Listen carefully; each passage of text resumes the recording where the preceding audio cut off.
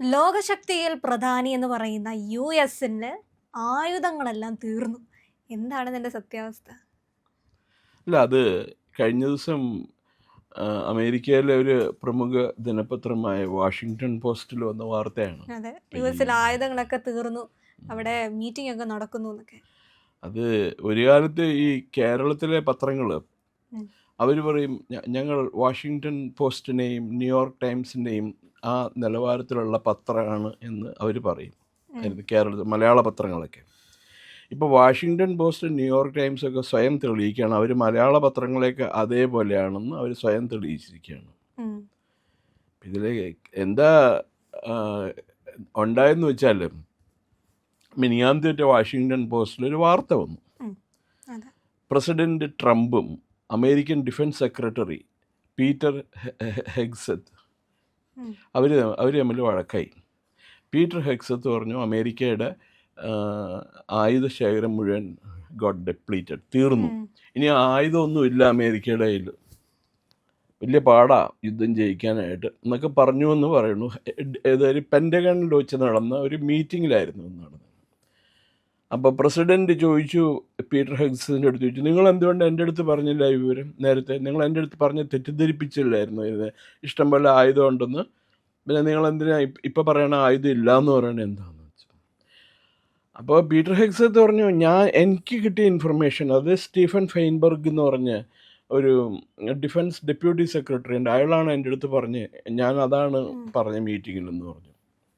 അപ്പോൾ അങ്ങനെ അമേരിക്കയുടെ ആയുധ ശേഖരത്തെക്കുറിച്ച് ഒരു വലിയ ചോദ്യചിഹ്നം ഉണ്ടായി. അമേരിക്ക ഇറാനുമായിട്ടുള്ള യുദ്ധത്തിൽ എന്താ തകരും. പിന്നെ അവർ 100 കൂട്ടം കാര്യങ്ങളും പത്രക്കാരെ എഴുതിയിട്ടുണ്ട്. ഒരേ സമയത്ത് ഇറാനിലും അതുപോലെ വെനിസ്വേലയിലൊക്കെ യുദ്ധത്തിന് പട്ടാളക്കാരെ അയക്കുകയാണ് അമേരിക്ക. അപ്പോൾ അവിടെ ഇവിടെയൊക്കെ ഇത് വേണം, ഡ്രോൺസ് വേണം, മിസൈൽസ് വേണം, ആൻറ്റി എയർക്രാഫ്റ്റ് ഗൺ വേണം, ആൻറ്റി എയർക്രാഫ്റ്റ് മിസൈൽസ് വേണം. ഇതൊക്കെ ഒന്നുമില്ല, എല്ലാം പൊളിച്ചു കളഞ്ഞു എന്നാണ് പറഞ്ഞേക്കണത്. അപ്പോൾ ഈ വാർത്ത വന്ന് അന്ന് തന്നെ അമേരിക്കൻ പ്രസിഡന്റ് ട്രംപ് അദ്ദേഹത്തിൻ്റെ സോഷ്യൽ മീഡിയ ഉണ്ട്, ട്രൂത്ത് എന്ന് പറഞ്ഞ്, അതിനകത്ത് എഴുതി ഈ വാർത്ത ശുദ്ധ അസംബന്ധമാണ്, നോൺസെൻസ്, വ്യാജ വാർത്തയാണ്, ഇങ്ങനെ ഒരു സംഭവം, ഇങ്ങനെ ഒരു സംഭാഷണവും നടന്നിട്ടില്ല, ഇത് ഞങ്ങൾക്കെതിരെ പടച്ചുവിടുന്ന വ്യാജ വാർത്തകളിൽ ഒന്നാണ് എന്ന് പ്രസിഡന്റ് പറയണം. അപ്പോൾ ഇത് നമുക്ക് പ്രസിഡന്റ് പറഞ്ഞത് വിശ്വസിക്കാനേ പറ്റുള്ളൂ. കാരണം എന്താണെന്ന് വെച്ചാൽ ന്യൂയോർക്ക് ടൈംസും വാഷിങ്ടൺ പോസ്റ്റും കുറേ നാളായിട്ട് പ്രസിഡന്റ് ട്രംപിനെ എതിർക്കുന്നുണ്ട്, നിശിതമായിട്ട് എതിർക്കുന്നുണ്ട്. ഇവിടുത്തെ മാധ്യമങ്ങളൊക്കെ, മലയാള മാധ്യമങ്ങൾക്കൊക്കെ നരേന്ദ്രമോദി എന്ന് കേൾക്കുമ്പോൾ വിറയൽ തുടങ്ങുമല്ലോ, അതേപോലെയാണ് അവർക്കും. അവർ ഈ വാഷിങ്ടൺ പോസ്റ്റിനെ ഒക്കെ ന്യൂയോർക്ക് ടൈംസിനെയൊക്കെ അദ്ദേഹം ലൈവ് പത്രസമ്മേളനത്തിൽ ശുദ്ധ അസംബന്ധം എഴുതുന്ന കടലാസ് എന്നാണ് അദ്ദേഹം പറഞ്ഞിരുന്നത് മുഴുവനും. എന്നാലും ഈ യുഎസിൽ ആയുധം തീർന്നു എന്ന് പറയുമ്പോൾ ഈ ലോകശക്തികൾ ഒന്നായിട്ട് ഇങ്ങനെ നിൽക്കുന്ന ഒരാള്, അല്ലെങ്കിൽ അങ്ങനെ ഒരു രാജ്യം, അവിടെ ആയുധം തീർന്നു എന്ന് പറഞ്ഞാൽ തക്കം പാർത്ത് നിൽക്കുന്ന മറ്റു രാജ്യങ്ങളില്ലേ? അല്ല, അങ്ങനെയുള്ള ഒരു അബദ്ധത്തിൽ ചെന്ന് ചാടൂല അവർ. കാരണം അവർക്കറിയാം ലോകത്തിലെ ഏറ്റവും വലിയ ആയുധ മാനുഫാക്ചറിങ് കമ്പനികളുള്ളത്, ഏറ്റവും കൂടുതൽ ആയുധ മാനുഫാക്ചറിങ് കമ്പനികളുള്ളത് അമേരിക്കയിലാണ്. അവർക്ക് ഏറ്റവും അത്യന്താധുനിക യുദ്ധവിമാനങ്ങൾ, ട്രാൻസ്പോർട്ട് വിമാനങ്ങൾ, പിന്നെ കവചിത വാഹനങ്ങൾ, ആർമേഡ് പേഴ്സണൽ കാരിയേഴ്സ്, ടാങ്കുകൾ, പിന്നെ വിമാന വിധ്വംസക തോക്കുകൾ, ആൻറ്റി എയർക്രാഫ്റ്റ് ഗൺസ്, ഇങ്ങനെയൊക്കെ കപ്പലുകൾ, യുദ്ധക്കപ്പലുകൾ, ഇതൊക്കെ മുൻപന്തിയിൽ നിൽക്കുന്നത് അമേരിക്കയാണ്. അപ്പോൾ അവരെ സംബന്ധിച്ചിടത്തോളം ഈ മിസൈൽസോ ഡ്രോൺസോ അതല്ലെങ്കിൽ പലതരത്തിലുള്ള മിസൈലുകളൊക്കെ അവരുടെ കയ്യിലില്ല, സ്റ്റോക്കില്ല എന്ന് പറയുമ്പം അതൊരു അമേരിക്കനെ അപമാനിക്കണ തുല്യമായിട്ടുള്ള വാർത്തയാണ്. ഇതിൻ്റെ കാരണം എന്താണെന്ന് ഞാൻ പറഞ്ഞുതരാം. പ്രസിഡന്റ് ട്രംപിൻ്റെ പോളിസി എന്താണെന്ന് അറിയോ? Make America great again, MAGA, അങ്ങനെയുള്ള പോളിസി അതാണ്. അമേരിക്ക ഫസ്റ്റ്, അമേരിക്ക ആയിരിക്കണം ഒന്നാം സ്ഥാനത്തുണ്ടാവണം എന്നുള്ള അതാണ്. പിന്നെ അത് കൂടാണ്ട് അവരുടെ ഇമിഗ്രേഷൻ നിയമമൊക്കെ അദ്ദേഹം കടുപ്പിച്ചു, സ്ട്രിക്റ്റാക്കി. അവിടെ ഉള്ള അലവലാദികൾക്കൊന്നും അമേരിക്കയിലേക്ക് ചെന്ന് കയറാൻ പറ്റൂല. അമേരിക്കയിലെ ഇപ്പോൾ ഒരു ജോലി, ഇപ്പോൾ നിങ്ങളൊരു കമ്പ്യൂട്ടർ പ്രോഗ്രാമറാണ്, അല്ലെങ്കിൽ ഒരു ഒരു പർട്ടിക്കുലർ ഡോക്ടറാണ്. ആ ഡോക്ടർമാരെ അമേരിക്കയിൽ ആ സ്പെഷ്യലിസ്റ്റ് ഡോക്ടർമാരെ ലഭിക്കാനില്ലെങ്കിൽ മാത്രമേ വിദേശത്ത് നിന്നൊരു ഡോക്ടർക്ക് അവിടെ പോയി ജോലി ചെയ്യാൻ പറ്റുള്ളൂ. അപ്പോൾ അത്രയാക്കി. ഇപ്പോൾ ഇതിനു മുമ്പ് ഈ ജോ ബൈഡനൊക്കെ ഉണ്ട്, മുൻ പ്രസിഡൻറ്റ്. അയാളൊക്കെ വളരെ ലിബറലായിരുന്നു. ഏത് തെണ്ടി വന്നാലും അവർക്കൊക്കെ അമേരിക്കയിൽ അഡ്മിഷൻ കൊടുക്കുമായിരുന്നു. അമേരിക്കയിലേക്ക് ജോലിക്ക് വരാം, പോയി പ്രവർത്തിക്കാം. ഇപ്പോൾ എന്ത് പറ്റിയെന്ന് വെച്ചാൽ അനധികൃതമായിട്ടുള്ള ഈ കുടിയേറ്റം കാരണം ഇന്ത്യയിൽ നിന്ന് മാത്രമല്ല പോകണം, തൊട്ടയൽ രാജ്യമായ മെക്സിക്കോയിൽ നിന്നൊക്കെ ഇഷ്ടംപോലെ ആൾക്കാർ അമേരിക്കയിലേക്ക് ദിവസം കുടിയേറി പാർക്കുന്നുണ്ട്.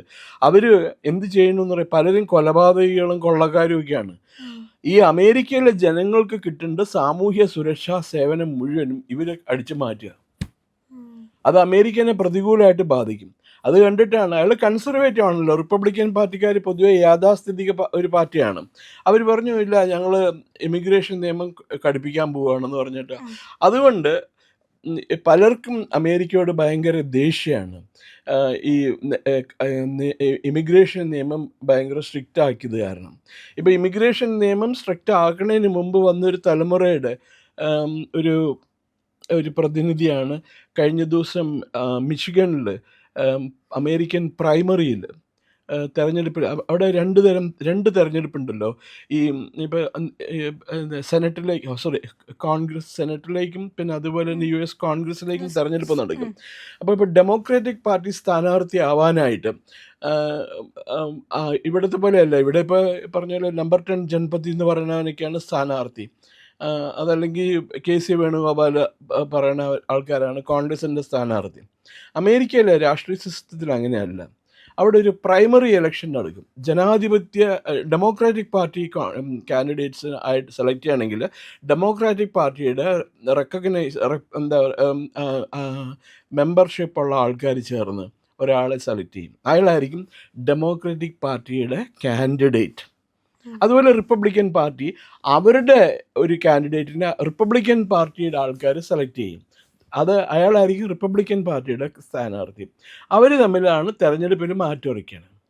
ഇപ്പോൾ ഈ അമേരിക്കയിൽ ഇപ്പോൾ മിഷിഗണിൽ നടക്കാൻ പോകുന്ന ഒരു തെരഞ്ഞെടുപ്പിൽ ഡെമോക്രാറ്റിക് പാർട്ടിയുടെ സപ്പോർട്ടോടു കൂടി അല്ലെങ്കിൽ ഡെമോക്രാറ്റിക് പാർട്ടിയുടെ സ്ഥാനാർത്ഥിയായിട്ട് മത്സരിക്കാൻ പോകുന്ന അബ്ദുൾ അൽ സയ്യദ് എന്ന് പറഞ്ഞ മനുഷ്യനാണ്. ഒരു ഈജിപ്ഷ്യൻ അമേരിക്കനാണ്.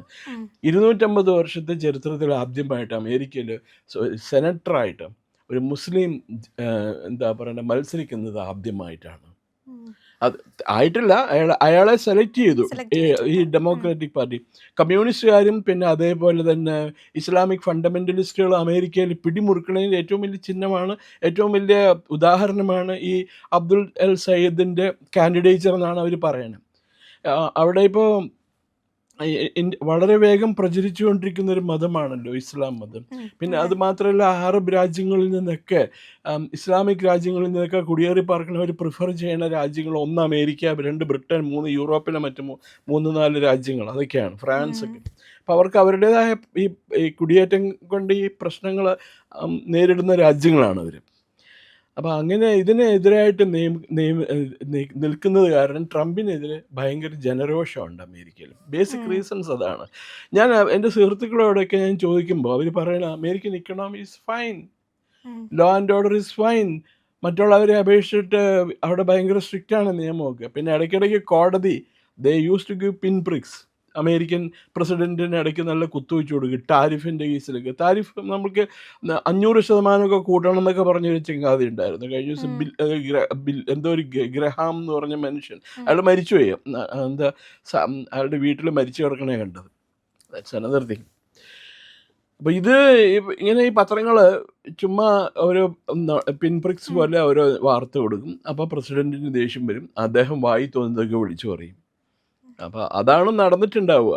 പിന്നെ അത് മാത്രമല്ല, അമേരിക്ക കഴിഞ്ഞ ദിവസം പറഞ്ഞിട്ടുണ്ടായിരുന്നു ഞങ്ങളുടെ പറയുന്നതനുസരിച്ചിട്ട് ഇറാൻ ഉടമ്പടിയിൽ ഒപ്പിട്ടിട്ടില്ലെങ്കിൽ 2ാം ലോക മഹായുദ്ധത്തിന് ശേഷം ലോകം കാണുന്ന ഏറ്റവും വലിയ യുദ്ധത്തിനായിരിക്കും ഞങ്ങൾ വഴിതെളിക്കുക, ഇറാനെ ഞങ്ങൾ തവിട് പിടിയാക്കും. ഒന്നെങ്കിൽ സമാധാനം അല്ലെങ്കിൽ ഞങ്ങൾ ആയുധം എടുക്കും എന്നൊക്കെ ഒന്ന് പറഞ്ഞു അതെ അതെ പേടിപ്പിച്ചായിരിക്കും പറഞ്ഞിട്ടുണ്ട്. അത് പറഞ്ഞു തീർന്നപ്പോഴാണ് ഇങ്ങനെ ഒരു വാർത്ത വരുന്നത്, US ആയുധം തീർന്നു. അവർ ഇന്നലെ പറഞ്ഞു, പ്രസിഡന്റ് പറഞ്ഞു ഫുൾ സ്റ്റീമിലാണ് എല്ലാ വ്യവസായശാലകളും വർക്ക് ചെയ്തുകൊണ്ടിരിക്കുന്നത്. നമ്മൾ ആയുധത്തേക്ക് ആവശ്യത്തിൽ കൂടുതൽ ആയുധം നമ്മൾ പ്രൊഡ്യൂസ് ചെയ്യേണ്ടെന്ന് പറഞ്ഞു. ഈ വാർത്ത വളച്ചൊടിക്കാനും പിന്നെ എന്താ അറ്റ്ലീസ്റ്റ് അവർ അമേരിക്കൻ പത്രങ്ങൾ ബേസിക് അതിൻ്റെ ഒരു ഇത് കൊടുക്കുമായിരിക്കും, എന്താ പറയുക, കറക്ഷനെങ്കിലും കൊടുക്കുമായിരിക്കും. ഇവിടെ അതിനുള്ള ഇത് കൂടി മാന്യത നമ്മുടെ പത്രങ്ങൾക്കില്ല എന്നുള്ളതാണ് പരമാർത്ഥം. വലിയ കഷ്ടമാണ് അമേരിക്കയിലത്തെ കാര്യം. ഈ ഇങ്ങനെ നുണ പറഞ്ഞ് പരത്തുന്നത്, അതും പ്രത്യേകിച്ച് ഇങ്ങനെയുള്ളൊരു എമർജൻസി സിറ്റുവേഷനിൽ. അവരുടെ കയ്യിൽ ആയുധം ഉണ്ടാവും, എപ്പോഴും ആയുധം അവർ പുറത്ത് പിന്നെ പ്രദർശിപ്പിച്ചുകൊണ്ടിരിക്കുകയൊന്നുമില്ലല്ലോ. ഈ യുദ്ധം തുടങ്ങിയ പിന്നെ അവർ എന്തോ 1-2 പുതിയ മോഡൽ യുദ്ധവിമാനം അവർ രംഗത്ത് കൊണ്ടുവരികയുണ്ടായിരുന്നു. അപ്പോൾ അത്രയേ ഉള്ളൂ. മാധ്യമങ്ങൾ വാർത്ത വളച്ചൊടിക്കുന്നതിൻ്റെ മറ്റൊരു ഉദാഹരണമാണ് ഇത് എന്ന് കാണാവുന്നതാണ്. പ്രിയപ്പെട്ട പ്രേക്ഷകരെ, ഞങ്ങൾ ഇന്ത്യ ലൈവ് പതിപോലെ നമ്മൾ പറയുകയാണ്, മാധ്യമങ്ങളിൽ വരാത്ത, മറ്റു മാധ്യമങ്ങൾ പറയാത്ത വാർത്തകളാണ് നിങ്ങളുടെ മുന്നിലേക്ക് കൊണ്ടുവരുന്നത്. ഇത് പറയാൻ ഞങ്ങൾക്ക് പ്രേരണയും ശക്തിയും നിങ്ങളാണ്. നിങ്ങൾ ഞങ്ങളുടെ കൂടെ ഉണ്ടാവണം. ഞങ്ങളുടെ ചാനൽ സബ്സ്ക്രൈബ് ചെയ്യണം. നമുക്കൊരു ചാനൽ കൂടിയുണ്ട്, C4N, C4N മലയാളം. അപ്പോൾ ആ ചാനലും കൂടി ഒന്ന് സബ്സ്ക്രൈബ് ചെയ്യണം. ഇന്ത്യ ലൈവ് ഉറപ്പായിട്ടും ചെയ്യണം. C4N കൂടെ, C4N, C എന്ന് പറഞ്ഞാൽ ക്രെഡിബിൾ, ഫോർ എൻ നേഷൻ, രാജ്യം. നമ്മുടെ രാജ്യത്തിന് വേണ്ടിയാണ്. രാജ്യം വിട്ട് ഒരു കാര്യവും ഇന്ത്യ ലൈവിനില്ല. അതുകൊണ്ട് ഞങ്ങളുടെ കൂടെ ഉണ്ടാവണം എന്നുകൂടി അഭ്യർത്ഥിക്കുന്നു.